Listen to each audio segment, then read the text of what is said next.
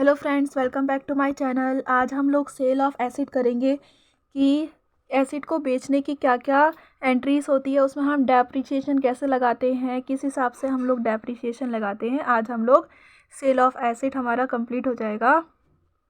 And ये partly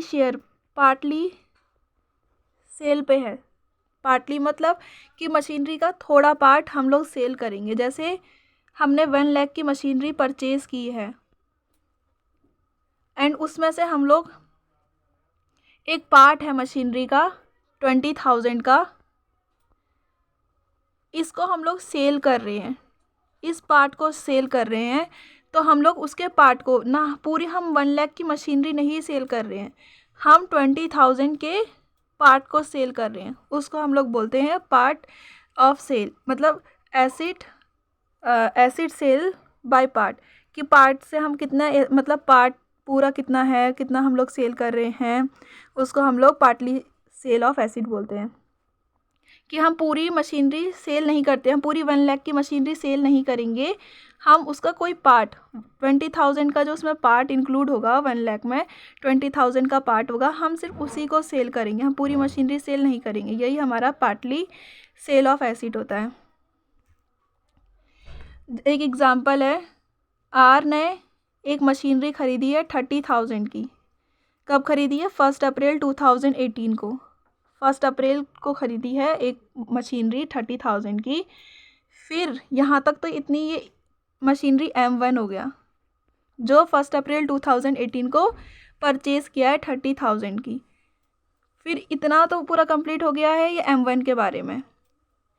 अब second क्या है? 1 मोर मशीनरी वाज परचेज ऑन 1 अक्टूबर 2018। इसी साल में, पहले तो 1 अप्रैल 2018 में एक मशीनरी M1 खरीदी है 30,000 की।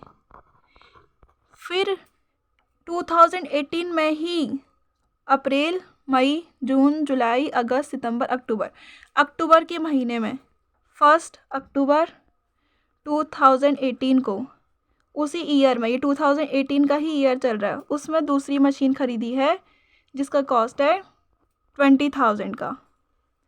इतना आ गया हमारा समझ कि 2 मशीनरी एक ईयर में परचेज़ किया है, एक M1 और एक M2, दोनों को ही 2018 में परचेज़ कर रखा है। यहाँ तक हो गया। 2018 में 20,000 की खरीदी है, 1 अक्टूबर 2018 को 20,000 की खरीदी है, एंड 1 अप्रैल 2018 में 30,000 की खरीदी है। फिर ये पूरा साल बीत गया। फिर ये अकाउंटिंग ईयर 31 दिसंबर को हो रहा है, उसमें डेप्रिसिएशन वगैरह लग जाएगा। 31 दिसंबर 2018 तक का डेप्रिसिएशन लगेगा। अब महीना स्टार्ट होगा हमारा 1 जनवरी 2019 का। 2018 में 2 मशीनरी हमने परचेज़ कर दी थी। अब हमारा अगले साल 2019 में हम लोग क्या कर रहे हैं, 1 जनवरी 2019 में तो बैलेंस ब्रॉट डाउन हो जाएगा। जितना भी हमारा डेप लगेगा वो सिर्फ बैलेंस हमारा बच के दोनों मशीनरी का आ जाएगा। फिर जुलाई के महीने में क्या होगा? जनवरी, फरवरी, मार्च, अप्रैल, मई, जून, 6 महीने हमने कोई भी ट्रांजैक्शन बिजनेस में नहीं करी है, ना परचेज करा है, ना सेल करा है। जुलाई के महीने में क्या करा बिजनेस में? नई मशीन खरीदी 10,000 की 1 जुलाई 19 को। एक दूसरी मशीनरी खरीदी M3। पहले से बिजनेस में एक M1 थी 30,000 की, M2 थी 20,000 की, एंड M3 जो तीसरी मशीन थी वो बिजनेस में 10,000 की ली गई है 1 जुलाई 2019 को। इतना आ गया होगा समझ आपको। 3 मशीनरी अब बिजनेस में आ गई है। फिर 2019 का पूरा साल आपका ऐसे ही चले गया, 3 मशीनरी का डेप्रिसिएशन चार्ज करते रहे आप। बस इतना कंप्लीट हो गया। अब क्या करा है यहाँ पे? 31 दिसंबर को 19 को एंड हो जाएगा। तीनों मशीनरी का आप डेप लगा लोगे, M1, M2, M3, तीनों का डेप लगा के balance brought down, carry down कर लोगे।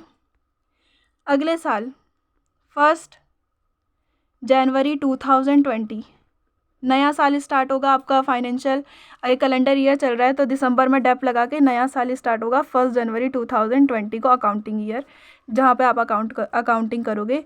वहाँ पे क्या करा है, 1 जनवरी 2020 में स्टार्टिंग में ही आपने जो आपकी 1/3 of the machinery was install on 1 अप्रैल 2018, जो आपने 1 अप्रैल 2018 को मशीनरी परचेज़ की थी, 1 अप्रैल 2018 को हमने कितने की मशीनरी परचेज़ की थी, ध्यान से देखो, 30,000 की हमने मशीनरी परचेज़ की थी। 1 अप्रैल 2018 को आपने 30,000 की M1 परचेज़ की थी, M1 आपने परचेज़ की थी, जिसको आपने 2 साल बाद 1 जनवरी 2020 में क्या कर दिया है, आपने उसको सेल कर दिया है। कितना, 1/3 पार्ट, 30,000 का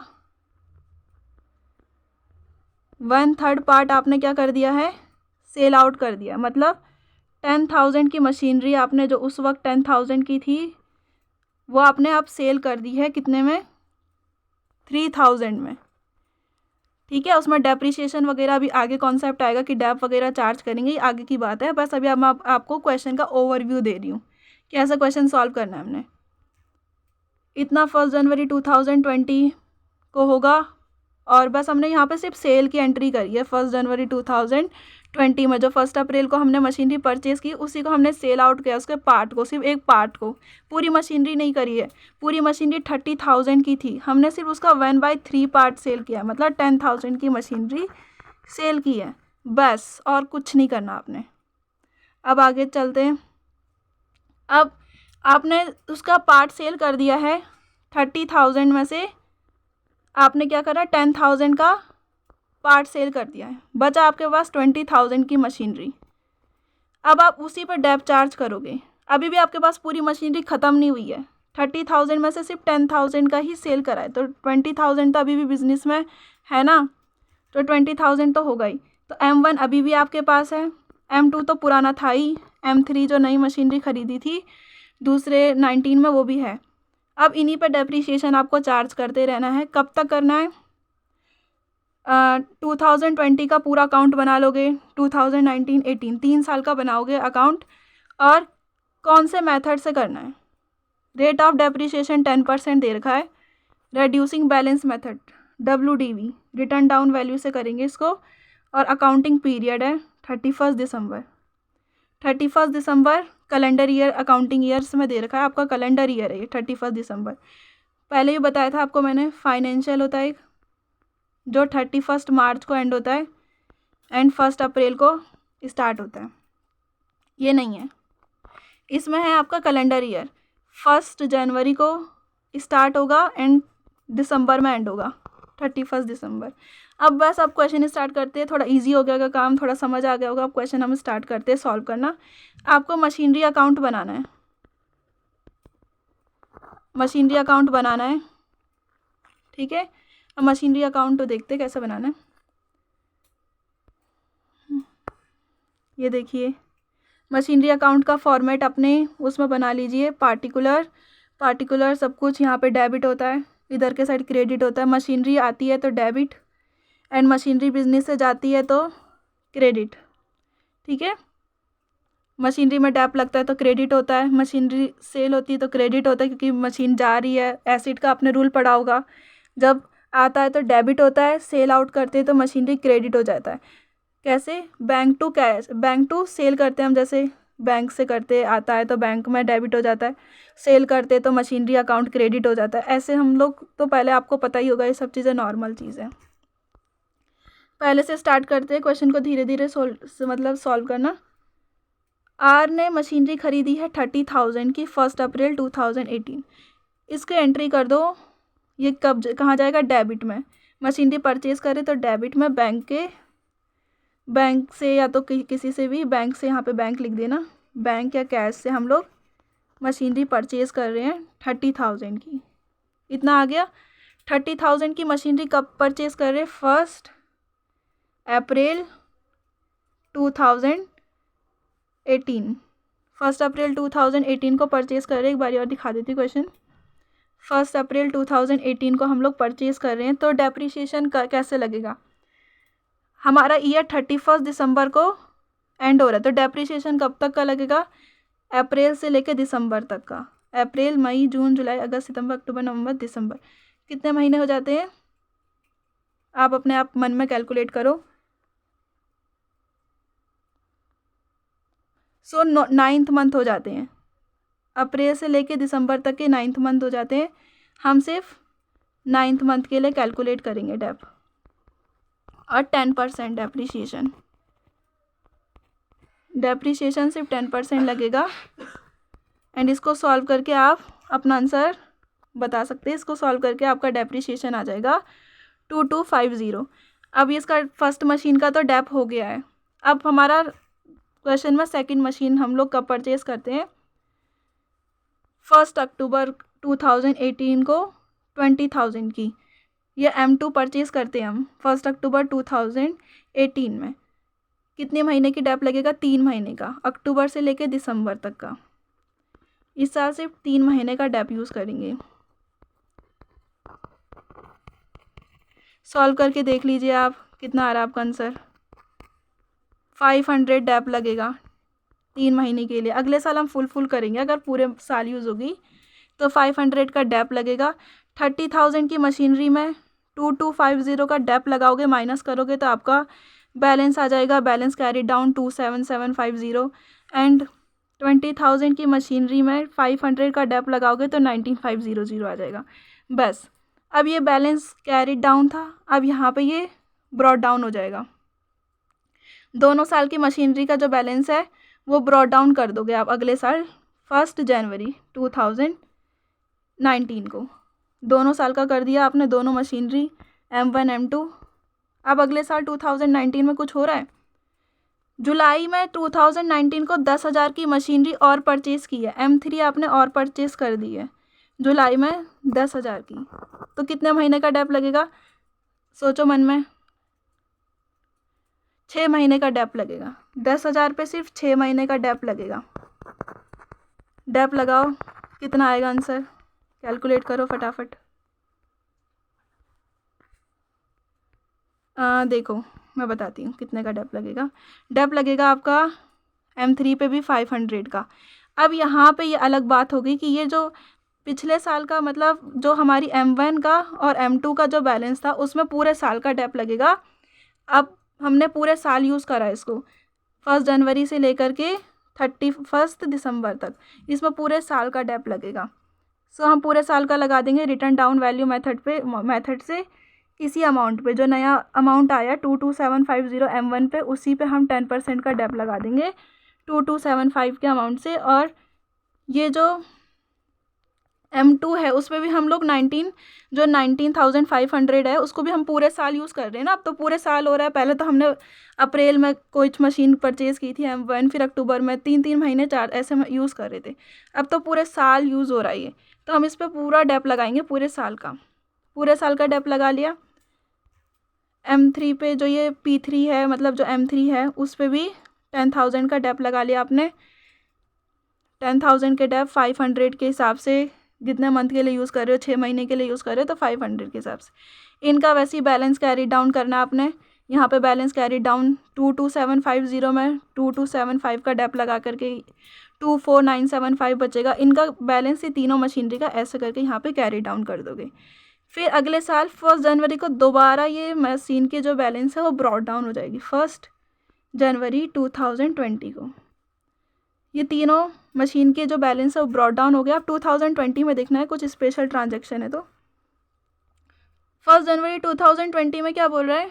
जो 1/3 मशीनरी थी जो हमने 1 अप्रैल 2018 को यहाँ परचेज़ किया था, उसका 1/3 हमने क्या कर दिया? सेल आउट कर दिया। 30,000 का 1/3, मतलब उस टाइम पे तो ये 10,000 की रही होगी, बट अब तो उसमें बहुत सारा डेप्रिसिएशन लग गया है ना। अब वो 30,000 की तो नहीं रही हमारी मशीनरी। अब कितने की हो गई है हमारी मशीनरी? अब होगी हमारी मशीनरी 24,975 की हो गई है, क्योंकि उसमें बहुत सारा इस ईयर का डेप लगा है, ये वाला, फिर ये वाला डेप लगा है। अब मशीनरी की वैल्यू तो हमारी सिर्फ यही बच गई है ना। अब हम इसी पे हम लोग अब 1/3 इसी का निकालेंगे। तो यहाँ पे देखिए deep in part of machinery, ये 24,975 का 1/3 है, 1/3 होगा ना उसका, क्योंकि उसमें डैप लगेगा तो उस पार्ट में भी तो डैप लगा होगा, सो उसका 1/3 आ जाएगा 8325। तो यही हमारा पार्ट है जिसको हमने 1 जनवरी 2020 को सोल्ड आउट कर दिया। अब क्या होगा हमारा, अगर जनवरी में हमने उसको सोल्ड आउट कर दिया तो पूरे साल का डेप 2020 का पूरा साल का तो डेप लगेगा नहीं उस पर, जो उसका पार्ट है। सो हम सिर्फ पार्ट पे डेप नहीं लगाएंगे, पार्ट को हम पूरा सेल आउट कर देंगे। 8325 को हम पूरा सेल कर देंगे हम इसको।